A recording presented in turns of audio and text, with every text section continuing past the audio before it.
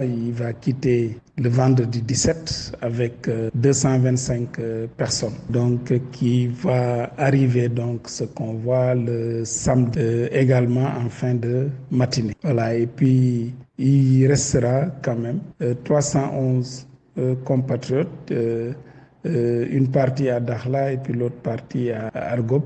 Et donc pour ces compatriotes-là, on a prévu le rapatriement à partir de la semaine prochaine, la semaine du 20. En tout cas, tout se passe bien. Je pense que nos compatriotes sont contents de retourner au Bercail. Le ministère des Affaires étrangères donc, sera chargé de l'accueil au niveau de Saint-Louis.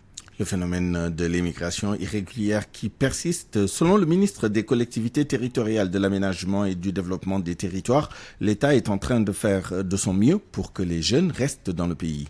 Modou Diagne Fada appelle les jeunes à l'entrepreneuriat. Il s'exprimait en marge d'une assemblée générale qu'il a organisée à Louga. Le voici au micro de Nafissa Tundiaye. L'immigration clandestine irrégulière est un phénomène dangereux, est un phénomène douloureux. Je considère moi que le gouvernement a fait tout ce qu'il pouvait faire de création de structures d'accompagnement des jeunes. Donc il faut que les gens reviennent à la raison et comprennent que c'est eux qui doivent construire leur pays. C'est eux qui doivent rester ici, mener des activités génératrices de revenus pour se gérer. Combien de gens sont devenus milliardaires alors qu'ils n'ont pas fait l'école? Combien de gens sont devenus millionnaires alors qu'ils n'ont pas eu le bac? Combien de gens aujourd'hui sont actifs, construisent des mosquées, construisent des forages et n'ont jamais eu de métier? C'est parce qu'ils ont cru à l'auto-emploi, ils ont cru à l'entrepreneuriat et aujourd'hui, ils aident même les gens qui ont des maîtrises ou bien qui ont des diplômes. À propos d'entrepreneuriat, notez l'ouverture ce matin de la semaine de l'entrepreneuriat. Nous y reviendrons dans nos prochaines éditions. RFM, la radio de toute l'actualité. Cher Ahmed Tidiane Koulibaly, officiellement membre du Conseil constitutionnel, il a prêté serment ce matin. Le président du Conseil constitutionnel loue les qualités de l'homme qui a occupé plusieurs fonctions. La dernière, celle de président de la Cour suprême. Mamadou Badio Camara rappelle aux nouveaux membres son rôle. Dans ce reportage de Mamadou Sy. Je jure bien fidèlement remplir mes fonctions, de les exercer en... Ils sont désormais au nombre de 7. Le Conseil constitutionnel est au complet. Cheikh Ahmed Tidiane Koulibaly a prêté serment. Pour le président de l'institution, Mamadou Badio Camara, le choix de l'homme n'est pas fortuit. Monsieur le juge Koulibaly, après vous avoir tant sollicité, l'État vous invite à nouveau à servir.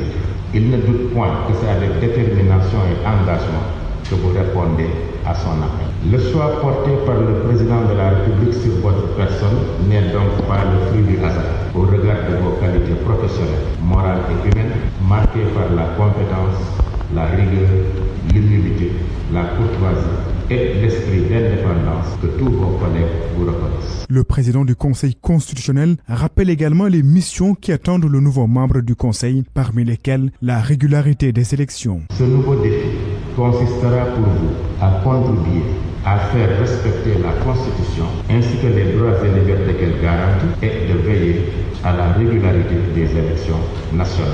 Votre carrière et votre personnalité attestent votre capacité à le relever, car elle témoigne d'un juriste ouvert à tous les souffles du savoir, d'un humaniste imprégné de valeurs et de la culture de son temps et de sa société. Après la Cour suprême, Cheikh Ahmed Tidiane Koulibaly est désormais au Conseil constitutionnel. Quelque temps après son départ à la retraite, c'est à la Cour suprême qu'il a prêté serment pour rejoindre les 7 sages. Et puis les premiers mots d'Abdoulaye Sylla, président de la Commission électorale nationale autonome Sénat, après sa prestation de serment ce matin également devant le Conseil constitutionnel, le nouveau président de la Sénat au micro de Boubacar Dia. Nous venons de prêter serment. Nous n'avons pas encore procédé à la passation de service. Dès après la passation de service, nous aurons examiné en Assemblée générale le dossier et après nous pourrons vous dire quelle sera l'attitude de la Sénat. Il n'y a rien de facile en ce monde-là. Le travail que nous allons faire est un travail qui va être difficile. Mais nous avons une base légale et tout ce que nous voulons faire est de telle sorte qu'il y ait une égalité de chance pour tous les citoyens électeurs de pouvoir exprimer leur choix. Qu'il y ait une égalité de chance pour tous les candidats d'être certains que ce scrutin va être sincère. C'est ce que nous voulons faire. La seule réserve, c'est qu'il faut que l'électeur le citoyen soit admissible pour être électeur que le citoyen soit admissible pour être candidat. Les réserves sont prévues par la loi. Je ne peux pas pour le moment parler d'innovation. Il faudrait d'abord que je prenne service, que je regarde avec l'Assemblée générale des membres de la Sénat la qualité de l'organisation pour voir éventuellement quelles sont les améliorations à apporter. Restons sur l'installation du nouveau bureau de la Sénat ce lundi. Quelle attitude pour la fiabilité et la transparence des élections? Pour nos analystes, ils sont tenus, les membres de la Sénat, de respecter les textes et de les faire appliquer en évitant tout parti pris. Le seul gage pour éviter des contestations pré- et post-électorales. Mini-dossier réalisé par Ibrahim Adjami. Le nouveau bureau de la Sénat doit être composé entre autres d'un président, d'un vice-président et d'un secrétaire et il est attendu entre autres des 12 membres de la Commission électorale nationale autonome, neutralité et impartialité. À l'une soirée, anciens parlementaires, experts électoraux les appellent simplement au respect des textes. Je pense que le problème de la Sénat, c'est l'application simple des textes. On ne vous demande pas de prendre des initiatives, mais c'est simplement d'appliquer ce qui est inscrit au niveau des textes. Si vous le faites, mais je crois qu'il n'y a aucun problème. Mais si peut-être vous sortez des textes, donc ça peut prêter confusion, ça peut prêter interprétation. L'ONG 3D, quant à elle, n'arrête de contester le décret, mais demande aux nouveaux membres de tout faire pour mériter la confiance des Sénégalais. Écoutez, nous continuons de dénoncer l'illégalité de ce décret et demandons que les 2 personnes connues pour leur engagement politique soient retirées de la Sénat. C'est ça que nous continuons de demander. Et je pense que ce n'est pas encore trop tard. Maintenant, les 10 autres qui sont là-bas doivent montrer que, malgré les contestations sur la Sénat, ils peuvent contribuer à restaurer la confiance que les Sénégalais doivent avoir à la Sénat en posant des actes qui montrent leur impartialité et leur neutralité. L'ancien parlementaire a une soirée de rappeler que Doudou Ndir et son équipe sortante n'avaient pas à faire des injonctions à la DGE. Je crois que ce qui s'est passé avec la DGE, ça a été effectivement une violation des textes parce qu'il n'est pas de la compétence de la Sénat, après une décision de justice, que le Sénat puisse intervenir sur ce dossier. La Sénat, créée en 2005 sous Wade en remplacement de l'ONEL, est chargée de veiller en particulier à la bonne organisation matérielle, à la supervision des opérations électorales et d'apporter des correctifs nécessaires à tout dysfonctionnement constaté. Autre réaction au changement survenu à la tête de la Sénat par le chef de l'État à 3 mois de la présidentielle, celle d'Ousmane Kane qui parle de tripatouillage et de précédents dangereux. Le président du mouvement Union Sacrée du Sénégal dénonce par la même occasion cette campagne déguisée du candidat de Benno Bokk Yakaar en utilisant l'argent du contribuable. Le candidat déclaré Ousmane Kane était à Mbour. Ses propos sont recueillis par Ndeye Matidjan. À 3 mois du scrutin, changer les règles du jeu de façon unilatérale, limoger ceux qui doivent assurer l'arbitrage du processus, c'est jouer avec le feu. Et on attise des situations qui pourraient être mieux gérées. Les tripatouillages de dernière minute risquent d'exacerber les tensions existantes et de déclencher des violences électorales que nous pourrions éviter. Par ailleurs, le mouvement Union Sacrée du Sénégal que je dirige a constaté que le candidat désigné du régime, l'actuel Premier ministre, est en train de mener en ce moment ce qui ressemble en tout point à une campagne électorale déguisée. Au moment où le président de la République lui-même participe à des sommets en Europe, je ne peux donc m'empêcher de m'interroger et de demander entre un président en voyage et un premier ministre candidat en tournée ou en campagne qui aujourd'hui gère les affaires courantes et pressantes du Sénégal. Monsieur le Premier ministre, puisque vous êtes candidat, pourquoi ne faites-vous pas comme nous autres candidats? Faites le tour du Sénégal et allez donc collecter vos parrainages avec vos propres moyens, pas ceux de l'État. Je lance un appel solennel au chef de l'État et je lui demande de garantir un processus électoral libre, transparent, juste et paisible. Pour ma part et celle des membres du mouvement citoyen Union Sacrée du Sénégal, nous sommes déterminés, en collaboration avec toutes les forces vives de la nation, à faire respecter la loi. RFM, l'info, c'est ici. L'info, c'est ici. Les agro-industriels exigent du gouvernement plus de considération. Le débat sur l'autosuffisance en sucre est posé. La compagnie sucrière, qui va atteindre son objectif de 141 481 tonnes de sucre, 481 tonnes de sucre pour cette année, sollicite l'appui des autorités. Mamadou Diagne. Selon Papa Makassar, président de l'amicale des cadres de la compagnie sucrière sénégalaise, le gouvernement doit être attentif aux sollicitations des agro-industries. Inciter nos autorités étatiques à davantage écouter les demandes des industries, parce que c'est important. L'exemple aujourd'hui de la CSS, qui est un maillon essentiel dans l'écosystème économique du Waalo et au-delà du Sénégal, on est la preuve.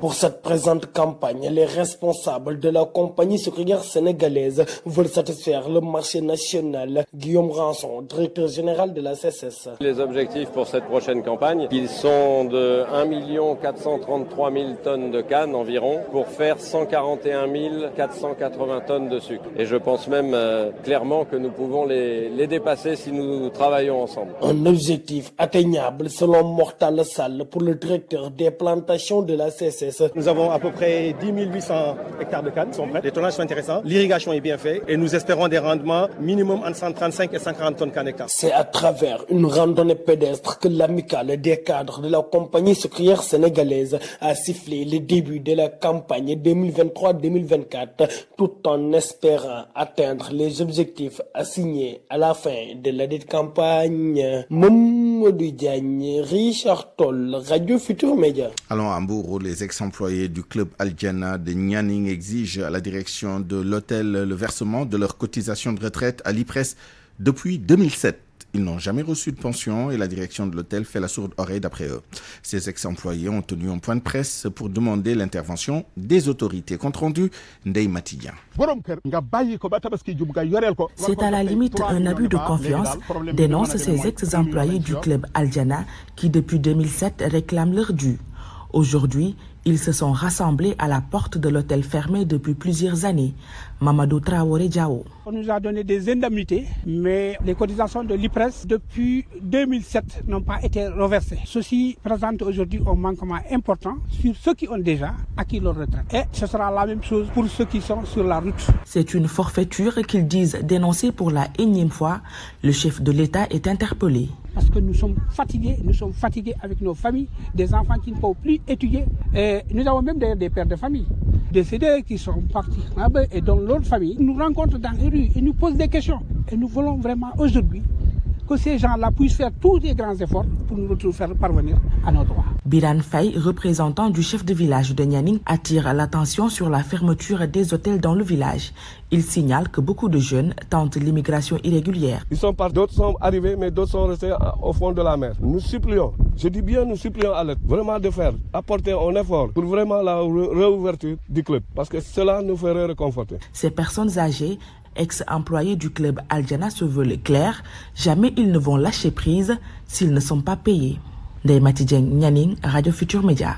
Toujours dans la région de Thiès, 5 villages de Ngoundiane n'arrivent plus à s'approvisionner en eau potable depuis 8 mois. Le forage est en panne en effet et les habitants de ces villages sont sortis en masse pour se faire entendre. Reportage Charante Diop. Diack a soif, les populations ont arpenté les rues de Ngoundiane pour réclamer de l'eau. Ibrahim, porte-parole du collectif des 5 villages de Diack. Nous sommes là pour attirer l'attention sur ce que vit la population de Ngoundiane dans le cadre général et celle de Diack dans le cadre particulier. Ça fait 8 mois que la population de Diack est dans un état chaotique qui est dû à un manque d'eau. Ce collectif regroupe 5 villages. Il y a Diack 1, Diack 2, Diack Nyonyol, Kam Diack et Ambayen Diack. Cette localité qui compose le plus de nombre d'habitants en Ngoundiane n'a qu'un seul forage. Le seul forage qui est implanté dans la zone ne peut plus approvisionner les populations en eau potable. En plus, le forage est en panne depuis 8 mois. Un forage qui date des années 90. C'est anormal. Ce pire en est que ce forage est en panne il y a de cela 8 mois, ce qui est ignoble dans une localité comme Ngoundiane. Pour les populations de Diack, il appartient à l'OFOR et aux autorités locales de réagir au plus vite. On nous a dit qu'il y a un puits qu'on a creusé, un puits qui a un problème d'équipement. Et on a eu l'information qu'on a livré les matériels pour commencer les travaux. Ce que la population de Diack veut est simple. Nous voulons un forage de dernière génération qui sera capable de servir Diack dans un long. À Diack, la colère et l'incertitude sont les sentiments les mieux partagés. RFM Thiès, Cheikh Anta Diop. À 12h, bientôt 18 minutes, le reste de l'actualité avec les imams et oulémas de Kaffrine qui affichent leur soutien au peuple palestinien face à l'épreuve que la Palestine, enfin la population de Gaza, l'épreuve que subit cette population. Il lance un appel à la paix et à l'unité ainsi qu'à la communauté internationale des pays. Allahu Akbar. L'Association islamique des imams et oulémas de Kaffrine regrette les pertes en vies humaines au Proche-Orient.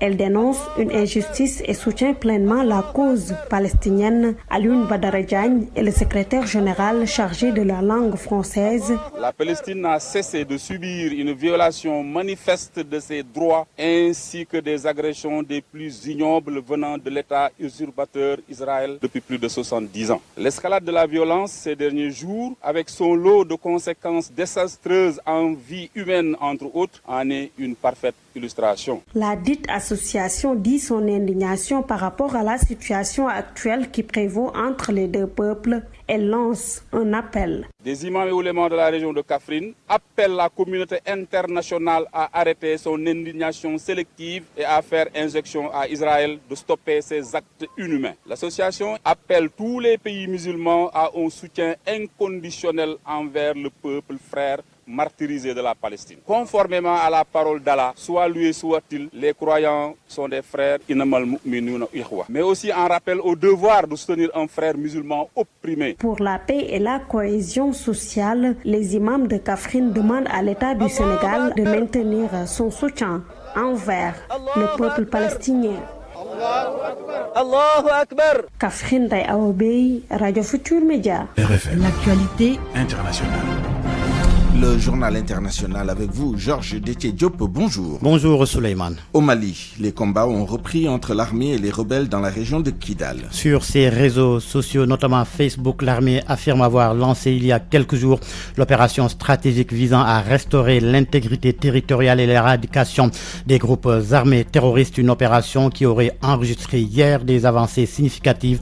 Les positions des groupes armés terroristes dispersées, les rescapés se seraient réfugiés dans les collines environnantes. L'armée malienne indique que les opérations vont continuer jusqu'au rétablissement complet de la sécurité dans la ville de Kidal et environ.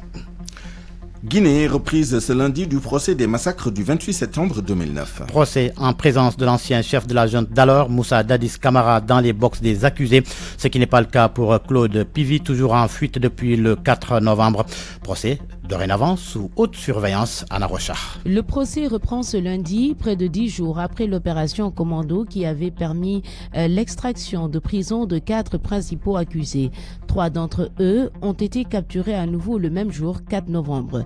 Il s'agit de l'ex-président Moussa Dadis Camara, de son ancien directeur chargé de la lutte contre la criminalité organisée et le terrorisme Moussa Tcheboro Camara et de l'ancien procureur militaire Blaise Goumou. Par contre, l'ex-ministre de la Sécurité, Claude Pivy, est toujours en cavale. Le raid du 4 novembre, qui a fait 9 morts selon les autorités guinéennes, a suscité des craintes pour la suite du procès, ouvert le 28 septembre 2022, après des années d'attente pour les victimes. Samedi soir, à la télévision nationale, les autorités guinéennes ont assuré qu'il se poursuivrait. Le procès a été suspendu pendant 3 semaines, d'abord à la demande du parquet qui réclamait le temps de préparer le début des auditions de témoins, puis en raison d'une grève des avocats. Moussa Dadis Camara et 10 autres anciens responsables guinéens sont poursuivis pour meurtre, actes de torture, viol ou encore enlèvement. Notez que le tribunal criminel de Dixim a déjà interrogé les 11 accusés et plus de 130 parties civiles. Maintenant, c'est au tour de la trentaine de témoins d'être interrogés. La présidentielle au Libéria, veillée d'armes dans le pays. Aujourd'hui, le second tour est prévu demain mardi. Il oppose le président sortant George Weah à l'ancien vice-président d'Ellen Johnson Sirleaf, Joseph Boakai. Ils avaient obtenu respectivement 43,83% et 43,44% des voix. En Côte d'Ivoire, le PDCI se prépare pour son 8e congrès extraordinaire prévu le 16 décembre. Congrès qui verra la désignation de son nouveau président après le décès d'Henri Konan Bédié. 3 principaux candidats se dégagent, mais les textes du parti et des problèmes judiciaires sont des obstacles à leur éligibilité. Plus de détails avec Gobia Yabi à Abidjan. La succession au sein du PDCI, parti historique, est loin d'être une affaire simple en raison des nombreux problèmes juridiques qui pèsent sur les principaux candidats en lice. Dans cette course à la présidence du vieux parti, 3 personnalités émergent clairement. Maurice Kakougi Kawinouela Koussi Benjo et Tidiane Tiam. Et ces 3 prétendants doivent faire face à des obstacles majeurs, à la fois sur le plan judiciaire et en ce qui concerne leur éligibilité. Akossi Benjo, ancien maire de la commune du Plateau, a été condamné en 2019 à une peine de 20 ans de prison, assortie de 5 ans de privation de ses droits civiques pour des accusations de détournement de fonds publics et même exclu de la liste électorale, compliquant ainsi sa candidature. Alors que les tests du parti exigent du candidat à la présidence qu'il jouisse de tous ses droits civiques. Le Tidiane Tiam, membre du bureau politique de 1996 à 1999, puis à nouveau depuis mai 2023, mais il doit justifier de 10 années d'appartenance ininterrompue au bureau politique du PDCI pour être éligible. Quant à Maurice Kakougi Kawé, il est actuellement sous contrôle judiciaire en raison de son rôle présumé dans la crise de 2020 lié au mot d'ordre de désobéissance civile lancé par feu Henri Konan Bédié. Face à ce dilemme et dans le souci de maintenir la cohésion au sein du parti après le prochain congrès électif, des négociations sont en cours pour parvenir à un consensus autour d'un candidat avant la tenue du scrutin. Gobia Yabi, Abidjan, RFM. La Banque africaine de développement a levé les sanctions financières imposées au Gabon après le coup d'État du 30 août dernier. Décision prise le 6 novembre dernier, une annonce du ministre gabonais de l'économie. Décision qui est intervenue après des négociations entre l'institution bancaire continentale et les autorités gabonaises. Le Gabon s'est engagé à apurer ses arriérés de paiement auprès de l'institution panafricaine, relançant dans la foulée sa coopération avec la Banque africaine de développement. La guerre au Proche-Orient, tous les hôpitaux du nord de Gaza sont hors service. C'est ce qu'a affirmé ce matin le Hamas. Selon le vice-ministre de la Santé du Hamas, il n'y a plus d'électricité dans les hôpitaux, ce qui les rend donc de fait hors service. Pour relancer les générateurs, il faudrait du carburant, mais il se fait de plus en plus rare en raison du siège total d'Israël. Le vice-ministre de la Santé du Hamas a par ailleurs communiqué un nouveau bilan ce lundi annonçant la mort de 7 bébés prématurés et 27 patients en soins intensifs depuis samedi en raison du manque d'électricité à l'hôpital Al-Shifa. La Grande-Bretagne, pour terminer, Rishi Sunak ramène David Cameron dans le gouvernement. L'ancien Premier ministre est nommé ministre des Affaires étrangères dans le cadre d'un remaniement déclenché par le limogeage de la ministre de l'Intérieur. Suella Braverman a été démise de ses fonctions après que ses critiques à l'égard de la police aient menacé son autorité. Merci Georges Détié Diop. Avant la suite de ce journal, retour à l'actualité nationale avec cette brève.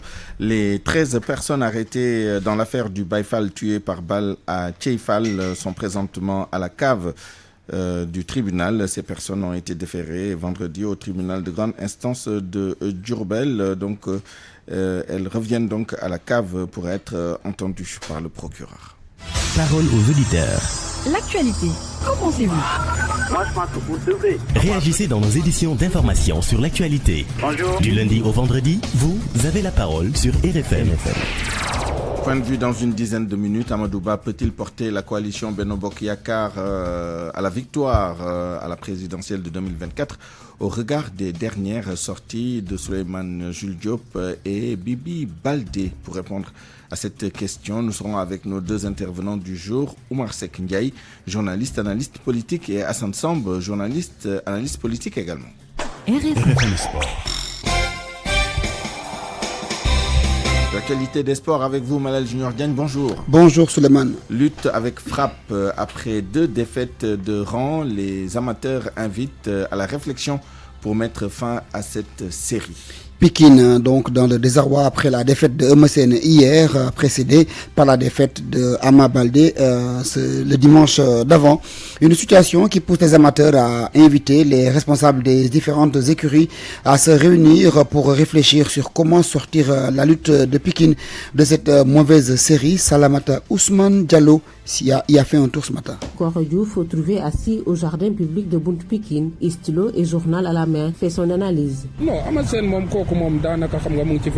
Non, pour moi, Eumeu Sène est en fin de carrière. Si c'était un jeune comme Ama Baldé, on pourrait dire qu'il lui reste encore beaucoup de choses à faire dans l'arène. Quant à Ama, il doit avoir des aînés dans son encadrement, des gens qui connaissent très bien la lutte et qui pourront l'encadrer et lui donner de bons conseils. Ces défaites successives de lutteurs pikinois, Moustapha Thiam, coxeur au garage des taxis Clando, se sent mal mais prend tout avec philosophie. Dieu a fait que Pikine a perdu à 2 reprises, mais aussi n'oublions pas que dans un passé très récent, Pikine était champion. Donc si on perd, on doit accepter ça avec philosophie. Eumeu Sène a été terrassé parce que le gars a été plus fort, pas plus fort techniquement, mais physiquement il était beaucoup plus costaud que lui. Eumeu Sène, il a perdu mais il n'a pas démérité. C'est lui qui a dirigé le combat jusqu'à ce qu'il ait réussi. Demba Diamant abonde dans le même sens. Pour moi, ce n'est rien. C'est très rare, ces genres de moments. C'est une petite crise. Nous devons prendre cela avec philosophie et essayer de bien préparer les prochaines sorties pour de bien meilleurs résultats. 2 défaites successives qui poussent les acteurs pikinois de la lutte à revoir leur stratégie lors des prochaines sorties pour enfin la victoire. Salamatou Ousmane Diallo, Pikine, Radio Futur Média. Tension entre GF Djambar et la Ligue Pro, le doyen Abdoulaye Diaw appelle au dialogue. Il invite les responsables de la Fédération sénégalaise de football et de la Ligue professionnelle à s'asseoir pour dialoguer afin de trouver les bonnes solutions pour éviter de mettre le football local dans une crise dont on n'a pas besoin actuellement. Il était ce matin dans RFM Matin. Génération Foot et Djambar jouent sur leurs installations depuis très très longtemps. Je crois que ces décisions, nous aurions dû ensemble la mûrir. Et puis vous aviez assez de temps. La morte saison a duré au moins 3 mois. En sport, il y a ce qu'on appelle des devoirs de vacances. Quand la compétition s'arrête, il y a des décisions à peaufiner, à polir, les appliquer au début. Si Génération Foot et Djambar sont prévenus, attends 3 mois avant, 3 mois, comme ceci se passe, le logeur est celui qui occupe la maison. Il y a des préventions. Alors, nous avions assez de temps pour prévenir. Les terrains qui manquent sont légion au Sénégal. C'est-à-dire contre de notre statut, nous, Sénégal. Nous sommes champions d'Afrique en titre. Nous ne pouvons pas organiser une Coupe d'Afrique des Nations. Pourquoi? Il n'y a pas assez d'installations. Cette situation, nous aurions dû la mûrir. Même si c'est le législateur, que ça vienne de la CAF ou de la FIFA, même si la CAF ou la FIFA occupe le terrain pour que les académiciens ou les centres de formation ne reçoivent pas à domicile, une circonstance atténuante qu'il faut comprendre. L'équipe de Génération Foot doit recevoir aujourd'hui.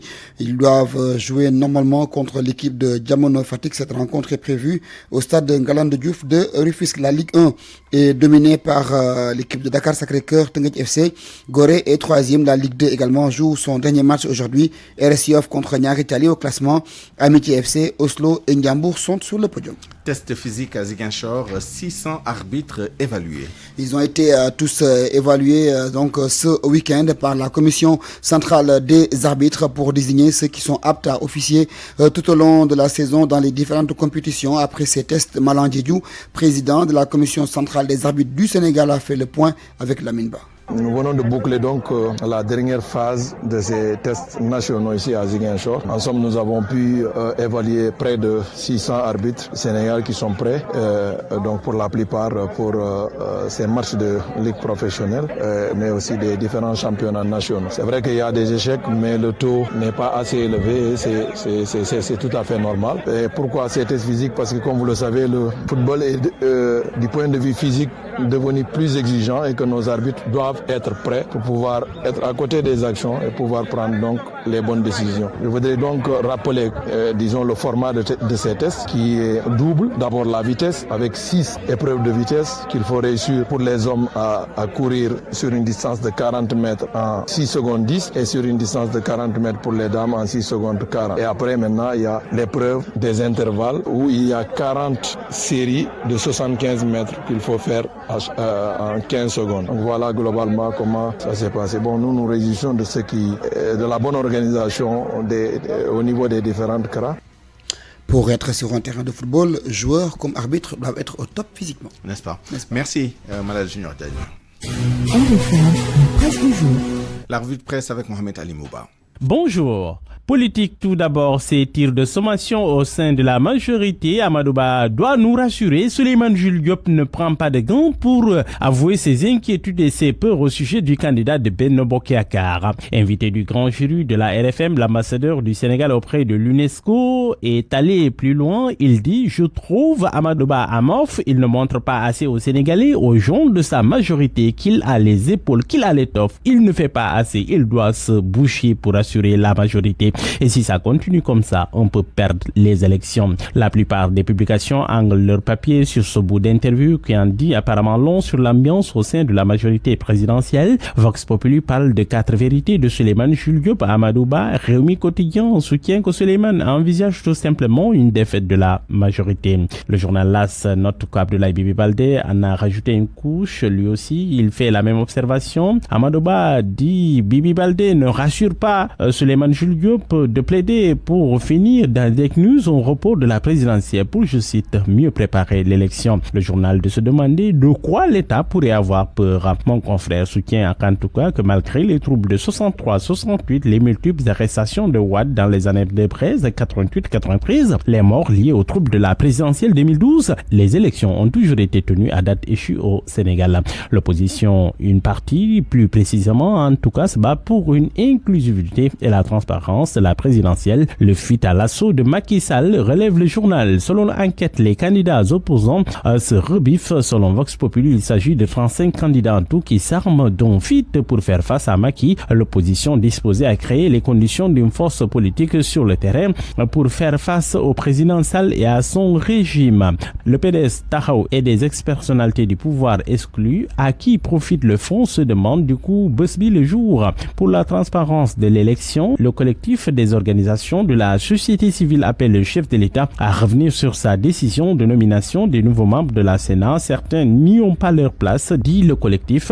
La prise de ce décret est de nature à jeter le discrédit sur une institution essentielle en charge des élections, a-t-elle soutenu encore dans Vox Populi.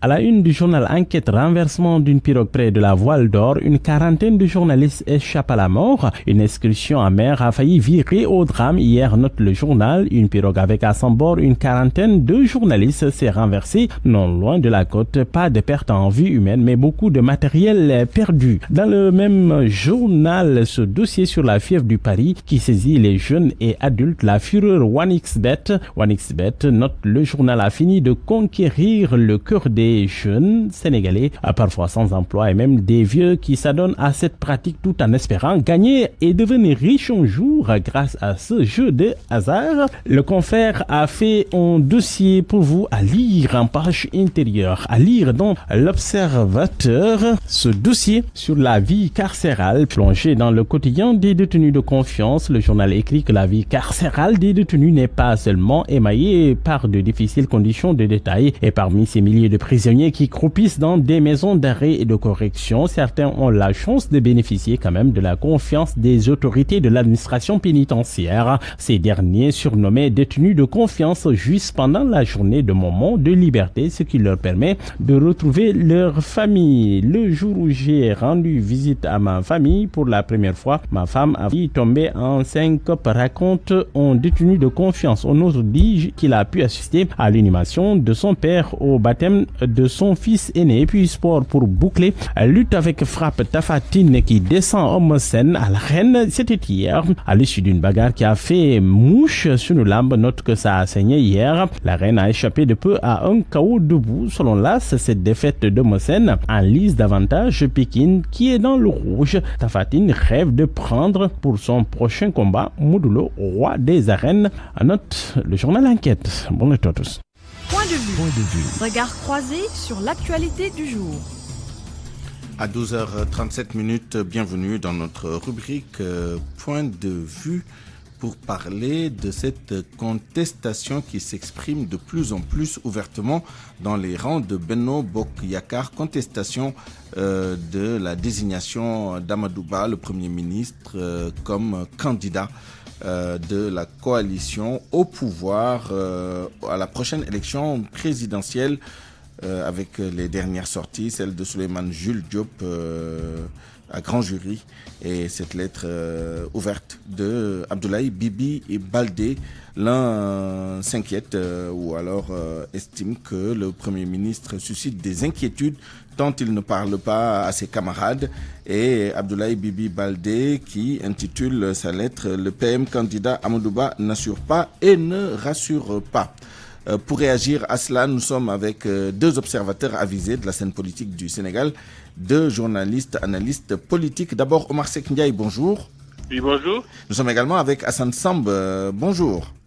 Bonjour, bonjour Souleymane. Omar Seck Ndiaye, comment comprendre ces sorties un peu intempestives de responsables quand même assez éminents de la majorité contre le Premier ministre Amadou Ba? Est-ce que ce sont des actes isolés ou ça reflète, disons, une contestation un peu plus profonde? C'est-à-dire, est-ce simplement le pic de l'iceberg? Mon interrogation est plus profonde encore. Comme j'ai l'impression que ce ne sont pas des contestations isolées, mais que ça révèle quelque chose de plus profond. Parce que sur le principe, n'oublions pas que l'APR et Benno Bokk Yakaar s'étaient attendus pour laisser la marge et des coups de franche au président de la République. Donc si aujourd'hui les gens contestent la candidature Amadou Ba, qu'il qualifie d'amorphe ou toute autre chose, c'est de façon indirecte contester le choix du président. Donc c'est pourquoi moi je m'en arrêtais par là. Est-ce que ça ne cache pas quelque chose de beaucoup plus sournois? Est-ce qu'il n'y a pas eu de cabane avec certainement peut-être la bénédiction de celui qui avait choisi Amadou Ba? Donc c'est des interrogations qui sont tout à fait légitimes. À mon avis, ça va plus loin que des actes isolés. Ça révèle peut-être quelque chose de plus profond et de plus sournois, je dirais. Mais justement, comment voyez-vous l'évolution de la situation d'ici à l'élection présidentielle pour Amadou Ba? Bon, déjà, moi, en tant que citoyen, tout simple, j'ai beaucoup de problèmes par rapport à la candidature d'Amadou Ba. Donc, d'abord, il est comptable de beaucoup d'actes auxquels il doit être redevable aux populations. Il y a eu l'histoire des morts, il y avait l'histoire du détournement du Covid, il y avait les scandales sur beaucoup de projets, et lui-même la fortune qu'on lui prête, vrai ou faux. Il faut que les Sénégalais soient éclairés par rapport à toutes ces questions-là. Sinon, on ne peut pas prétendre diriger le pays en traînant autant de casseroles. Moi, c'est mon interpellation en tant que citoyen. Ça me pose problème, sa candidature morale et éthique. Ok. Hassan Samb, est-ce que Amadou Ba pourra tenir à ce rythme-là jusqu'à la prochaine présidentielle et à votre avis, que devrait-il faire justement pour renverser la tendance et se faire accepter davantage par le système APR et Benno Bokk Yakaar? Oui, je pense qu'on lui reproche fondamentalement le fait qu'il ne soit pas forcément un apériste d'origine, original ou de première heure. Mais lui-même l'a dit, à qui veut l'entendre, il était là aux premières heures, il avait déjà la confiance du président Macky Sall, alors même qu'il était haut fonctionnaire seulement. Je pense qu'il n'a jamais péché à ce niveau, il a toujours été fidèle, même si, à un moment donné d'ailleurs, il y a eu une descente aux affaires. On a voulu le diaboliser. On avait senti, ou en tout cas entendu, même des attaques contre sa personne. Mais ce qui se passe à l'APR, c'est qu'on n'a pas forcément un parti, on a une alliance, c'est-à-dire un assemblage de fortes personnalités, sans idéologie fondamentalement. Les gens sont là juste pour des objectifs précis. Maintenant, comme ils ont tout gagné pratiquement jusqu'ici, maintenant il y a peut-être une mutation qu'il faut faire avec un nouveau candidat. Eh bien, ce dernier a peut-être ses gens, ses amis, ses proches, etc. Et toutes ces personnalités qui font des sorties ne se sentent pas trop considérées. Je pense que Souleymane Jules Diop, si je prends son exemple, à un moment donné, d'ailleurs, au Canada, on l'avait senti attaquer tout le régime libéral, y compris Macky Sall lui-même. Au retour, il a reçu une promotion, ça lui va très bien, cette démarche. Et je pense que les attaques contre Amadou Ba s'inscrivent dans cette dynamique. C'est-à-dire pousser Amadou à peut-être s'approcher de lui, et peut-être trouver peut-être un gentleman agreement dans le souci, peut-être davantage se positionner, au cas où Amadou gagnerait. Mais je ne pense pas qu'Amadou... Pour vous, ce sont des actes isolés, des initiatives individuelles, plus que ce qu'on pourrait considérer comme un complot un peu plus général. Parce que la majorité est là, la majorité de Benno, la majorité de l'APR, bon, les gens sont là en train de travailler. Maintenant, il y a des gens qui, aujourd'hui, qui ont un problème sérieux avec le choix d'Amadou Ba, parce que peut-être ce ne sont pas des amis d'Amadou Ba, en fait. Ils se disent, bon, pour certains, qu'Amadou, c'est un homme de camp, peut-être qu'il a des proches, il a des amis, et qu'eux, ils risquent d'être un peu exclus. On lui reproche aussi d'avoir un système, disons, parallèle, presque une équipe de campagne parallèle, qui mettrait l'appareil de l'APR de côté. C'était valable pour tout le monde. Vous savez, il y a eu des amis de Abdoulaye Diouf Sarr, ils sont d'ailleurs là. Tous les cadres au digne de ce nom avaient des amis autour d'eux. Voilà. Maintenant, le problème, c'est que c'est Macky qui doit jouer le jeu aujourd'hui, essayer de voir comment rapprocher tout le monde. Tout un chacun avait, si vous voulez, un appareil spécifique sur lequel il pouvait compter, ne serait-ce que des groupes de soutien, des conseillers, etc. Donc des amis. Maintenant, c'est à Macky de rassembler tout cela. Certains n'étaient pas assez proches, suffisamment proches pour se sentir en sécurité par rapport à leur avenir politique. Et c'est pour ça qu'ils font des sorties. Pour ne pas se faire oublier, pour ne pas se faire écraser, pour être considérés. Et on le sent. Parce qu'Amadou Ba n'a pas plus de faiblesse que les autres candidats aujourd'hui de la présidentielle. Aussi bien au niveau de l'opposition que des anciens qui sont sortis de l'APR.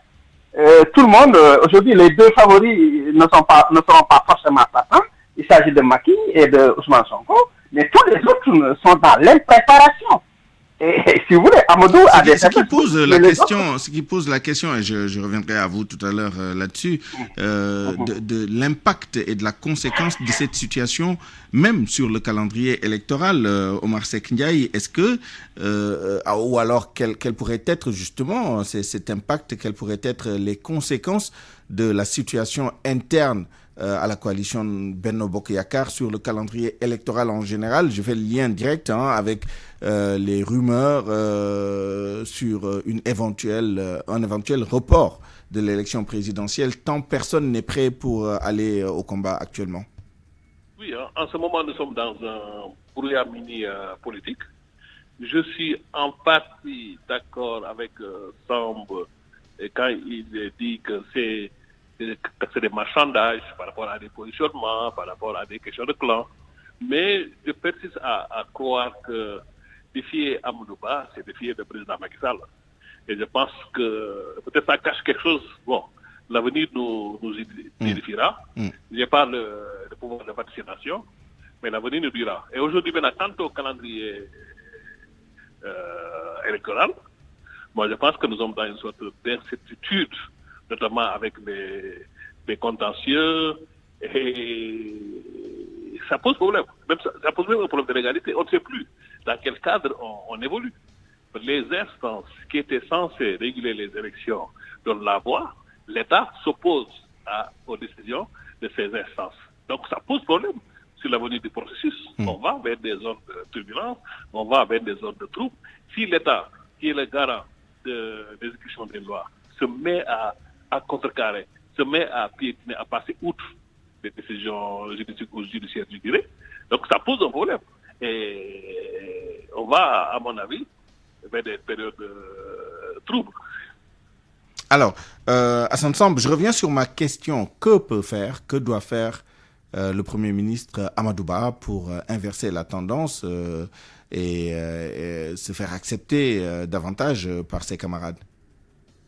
Je pense qu'il faut se faire violence. Par certains de ses camarades, parce que bon, voilà, pour l'instant, on ne peut pas dire que c'est un phénomène général, mais en tout cas, ça gronde un tout petit peu. Et avant Souleymane Jules Diop et Abdoulaye Bibi Baldé, il y avait, quand bien même ce serait du bout des lèvres, quelques contestations quand même dans les rangs de Benno Bokk Yakaar.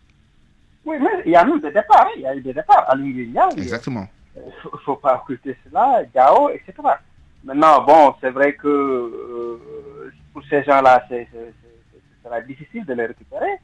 En interne, on sent qu'il y a de la grogne. Bon, il faut se faire violence, comme je dis. Essayer d'aller à la rencontre de tous ces gens-là. Mais le problème, c'est que plus vous allez à la rencontre de ces gens, plus il y aura de contestations. Parce que les autres vont se dire que si je ne dis rien, on va m'oublier. C'est ça la problématique. C'est-à-dire que plus vous appelez les gens, vous vous rapprochez des gens parce qu'ils contestent, plus il y aura de la contestation. C'est ça le problème de la paix. C'est-à-dire qu'il fallait structurer le parti. Il fallait l'organiser autour d'idéologie. Un minimum de consensus autour de questions, en dehors de la personnalité même de Macky Sall. C'est ce qu'ils n'ont pas fait. Ça les répète. C'est un groupement comme ça, où chacun est capitaine d'équipe. Et bon, si tu donnes des ordres, les gens sont prompts soit à contester, soit à l'exécuter très mal, à traîner les pieds pour l'exécuter. Merci. Donc, vous voyez, c'est ce qui est en train d'arriver. Merci beaucoup à tous les deux. Oumar Seck Ndiaye, journaliste, analyste politique. Hassan Samb, à l'instant, journaliste, analyste politique également. À 12h48, c'est la fin de cette édition que je vous remercie d'avoir suivi. Merci à toute l'équipe qui m'a aidé à vous la présenter. Chef d'édition Awa Mbaye avec Mam Astoukan à la mise en onde, Abdoulaye Diop aux opérations digitales, Maïssa Mbaye à la production,